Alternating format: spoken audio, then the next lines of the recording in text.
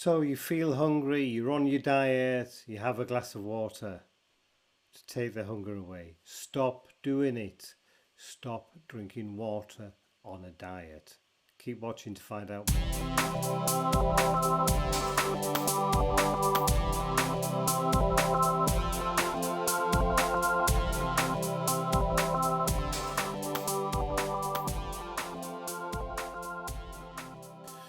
Okay, welcome. And yes, stop drinking water when you're on diet. Well, not totally, but most people drink water if they're feeling hungry, thinking this will fill them up and take away those hunger pains. If you're on a calorie controlled, restricted diet, it does the complete opposite. Let me explain a little bit more of how hunger wakes. How hunger wakes. How hunger works even. How hunger works. You see, what we need to be looking at is what triggers these hunger pains. What is it that actually makes us feel hungry? That feeling you get, you think, I must have something to eat. Okay, well, you see there's a hormone. It's called ghrelin. Ghrelin, Ghrelin. And this is the trigger to make you feel hungry. You see, ghrelin and why it actually works better on a ketogenic diet, because it actually stops this. Yes, a ketogenic diet will actually control the hunger hormone. The reason we can't stick to a reduced calorie control diet is because you cannot fight the ghrelin. But what is ghrelin? Well, see, recent studies have shown, along with additional confirmation, that all of us who are already on a ketogenic diet, we already knew that having a diet of low carbs, medium protein and high fats stops the release of the hunger hormone called ghrelin. It's not just the hunger hormone a keto diet stops. Okay, it reduces, you will still get some, but it minimizes so much, and the longer you're on a keto diet, it will actually stop it. There's also the importance of satiety peptides that are released when we eat our healthy keto way. And satiety is obviously that feeling of satisfaction when we've eaten a meal. Okay, now the satiety hormone leptin reduces our need or desire to keep on eating after we have finished a typical keto meal with high fat content, and it's the fat that gives this satisfaction. So after the fully satisfying keto meal, the hypothalamus, the part of the central nervous system that regulates our desire for food, comes into play. It's similar to the effect that sadness or happiness can have on us.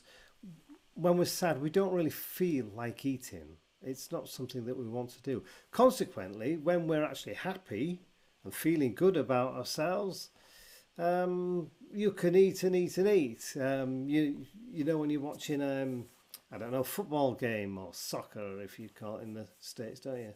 Soccer, it's football. When you're watching, you're having fun and your team's winning, and you can sit there with the beers and the crisps, the chips or whatever you call them. In States, you just keep and eat and eat and eat and eat. The desire to eat becomes stronger. Now, being on a ketogenic diet has been shown to be the most effective way to combat hunger and satiety without medication, diet pills, which longer term anyway they do not work. Okay, there may be some tablets that will help initially, and it may well be worth exploring, but most of them are absolute crap and don't do anything but lose your money. If you're in England, they lose your pounds, but it don't quite work in the States. You don't lose dollars.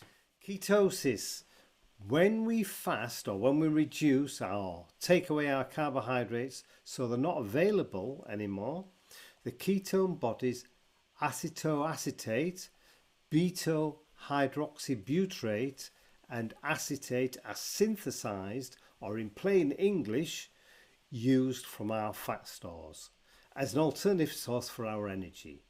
With the absence of carbs as a source of energy, it creates a reduction in insulin plasma concentration, while we also deplete our stores of glycogen. This then reduces lipogenesis, which would normally accumulate our fat around the body. Unfortunately, it's not done equally for men. It's mainly on our stomachs, on our tummies, that we get the big bellies and the fat seems to accumulate here.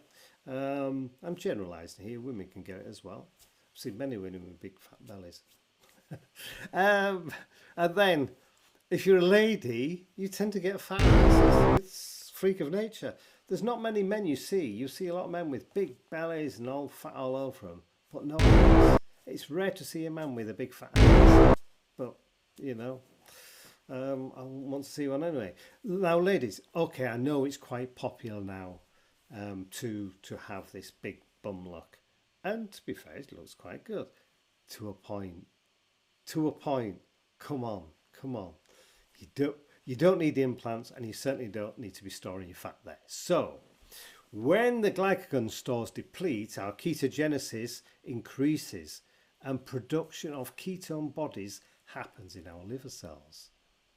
Right. Now, the impact of ketogenic diets on appetite is, so, see, it's so important because you see what studies have shown is that if we can remain in ketosis by not having the carbs and suppressing this, the appetite suppressant will continue. It doesn't go away.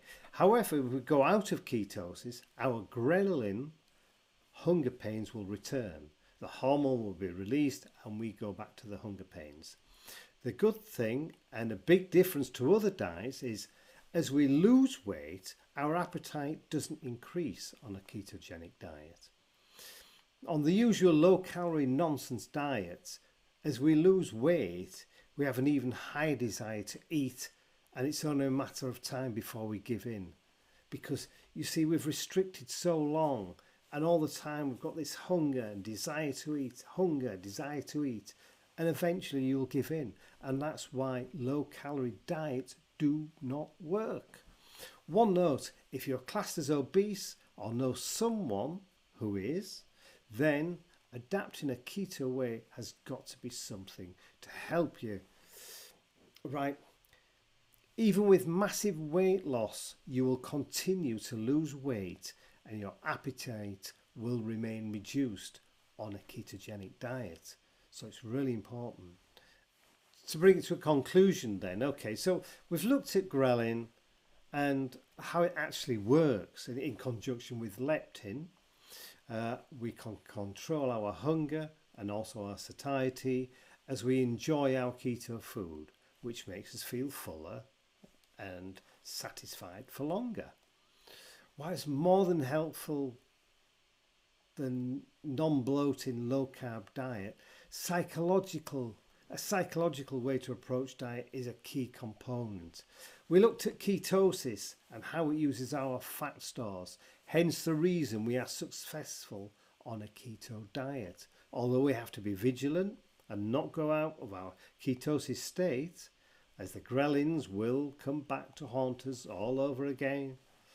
Right, if you have enjoyed or got something from this video, that's fantastic. If you haven't, you've already gone away, so it doesn't matter, and I don't like you either. They're not here, it doesn't matter. So I will say to those still here, good health to you all. Don't like or subscribe or do the bell thing unless you really, really want to. I know everybody says smash the like, it does my head in. Do check in the description though, as I've always got something to give away of value, and keep checking back for the new videos. Okay, I did want to say just before I went actually that I mentioned about the psychological side of things with dieting, whether it's a keto diet or any diet.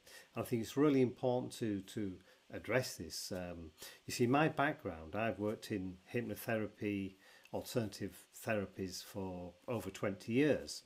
Now, with hypnotherapy, I will say with my private clients, I have a 100% success rate. Don't get me wrong, I program people, if you like, or prepare them in readiness to embrace hypnotherapy. And it's only then that I will go into hypnotherapy. So I won't say it's cheating, but it is making sure that when you approach and go into hypnotherapy, it's going to work for you. Now, I'm going to include a free downloadable hypnotherapy specifically made for those on a ketogenic diet. That's coming up shortly, so keep checking in the description and on the channel, and give it a go. I'm sure you will be successful on it. Okay, so I'll say you to all again, goodbye for now. Bye.